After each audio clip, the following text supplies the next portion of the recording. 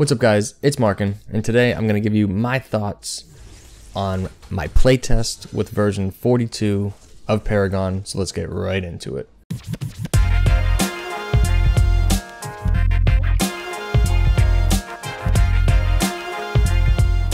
Alright, so first off, you guys know, well most of you know, I was part of the private playtest through Epic to test out V42, and it was a ton of fun.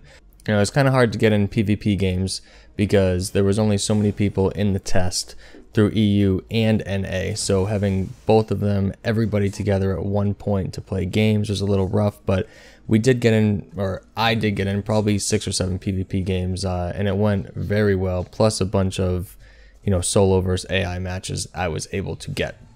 So first off, what you guys are all asking about, the card system. For those of you that do not know, I have a card system guide that's out telling you all of the changes to the new card system.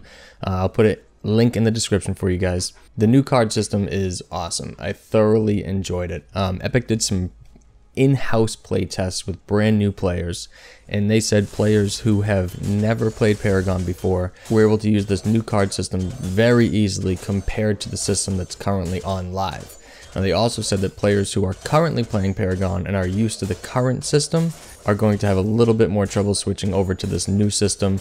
It's a lot less complicated than the current system on live. However, when you're already used to something, changing is obviously a big issue. So the card system is great. The new card system is wonderful. It takes you about 5 games to get used to it, so give it some time. I know people are already freaking out on the forums and Reddit and all that about how awful it's going to be and how overcomplicated it is. It is way less complicated than the current system. So give it 5 games, give it a couple days, chill out, check it out, try and theory craft about some different decks for different heroes, and I promise you, you will like it in the long run. There were a couple cards that were OP when we played. We played a very early test of 42. We had some cards that were ridiculous. The card Dune Winds is currently in the game. It will be live in patch 42. However, when we got it, it was not the same stats. So basically, this card gives you power and takes away health for every time you activate it. It's on a 45-second cooldown, and when you die, the card and your stats go away. So people, for instance, Kalari, we went up against a lot of Kalaris that use this card. They would continuously activate it, and they were literally hitting us for 2,000 damage out of stealth, but they only had 40 HP. So they would one-shot you, kill you with their 2,000 damage, and then they would die to your minions because one minion shot would kill them. It was hilarious, but it was not fun to play against, and it wasn't great for the game. Now, Dune Winds, like I said, is still in the game, but the stats have been scaled way down on it, so it is a very high-risk, high-reward card, but not nearly what it used to be. The other thing you guys are hearing about is attack speed. The attack speed is much faster in 42. Much faster. That's not a bad thing. Early game, your attack speed feels like it should have felt the whole time. If you're, you know, Grux in the jungle, you don't attack once every second and a half. You know, you're getting in 1 or 2 attacks per second. Now, this does not mean that you put out more damage than normally. So, let's say on live, 1 attack does 100 damage. Now, in the time that you take 1 attack, in 42, you're hitting for 2 attacks in that time. But those attacks aren't doing 100 damage each, they're only doing 50 damage each, or less. So even though you're hitting twice as fast, you're doing about half as much damage. So the time to kill in early and mid game is actually way down than when it used to be.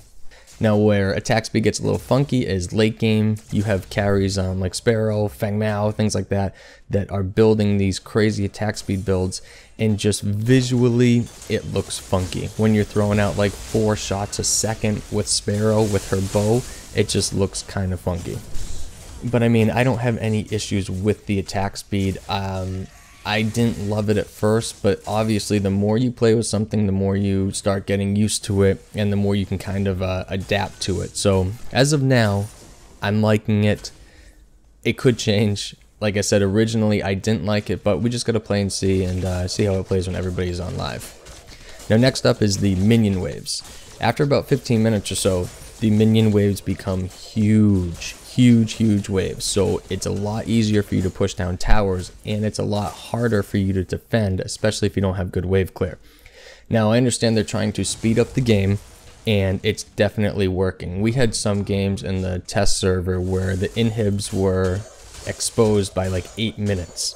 So the minion waves definitely can stack up and help you win a game very quickly. I would say my average game time was 25 minutes or so, which I prefer a longer game time in MOBAs. Maybe 25-30 minutes is where the average was for my games, and it had a lot to do with the crazy minion sizes. So they are using minions to end the game, which it's a MOBA. If you're taking down towers and inhibs, then those minions should be a big threat in the game, so I understand that.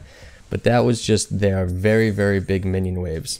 And when it comes to those big minion waves, your casters, Gideon, Gadget, etc., should be able to clear those waves easily. Now, early and mid game, they can clear waves pretty easily. Late game, casters' power really drops off compared to carries. So you have these, you could ult a wave as Gideon, and you are not going to clear the wave. So it makes it a lot harder to clear the waves in the long run. Like I said, early mid game with casters, you can clear a wave no problem. Once it gets to late game and these minion waves are huge and stacking up, it's a lot harder to clear. So they are definitely using these minion waves in order to end the game. And like I said, I don't know if I love it or if I hate it, but it's part of the design of a MOBA. If you take down an inhib and you're starting to grow these minion waves, they should be able to win the game for you. So I totally get it. One last thing I wanted to hit on was death timers. Again, we played an early version of 42, and the death timers were very long. At about 15 minutes, I was down for 75 seconds or so, 70 seconds. There was one game I played Sparrow, safe lane, a Kalari killed me at my tier 1 tower. It was about 15 minutes into the game. Kalari then took my tier 1 tower, my tier 2 tower, and by the time I respawned, she was halfway through taking my inhib. And while I got there, she took my inhib. So I was down for about 75 seconds. They took tier 1, tier 2, tier 3. Kalari by herself, not the whole team. And it all happened in about, like I said, maybe a minute or so. So there's not really a lot of time for your team to react and, change what they're doing and rotate over, especially when we weren't used to that happening. So I know now they just put out in the patch notes that the death timers were going to be less than they currently are. But in that private test server, man, the death timers felt like forever. Now, I'm a firm believer in when you're playing a game, you should be playing a game. You shouldn't be sitting in spawn doing nothing. And when you're out for, 75 seconds, just 15 minutes into the game, that kind of killed me.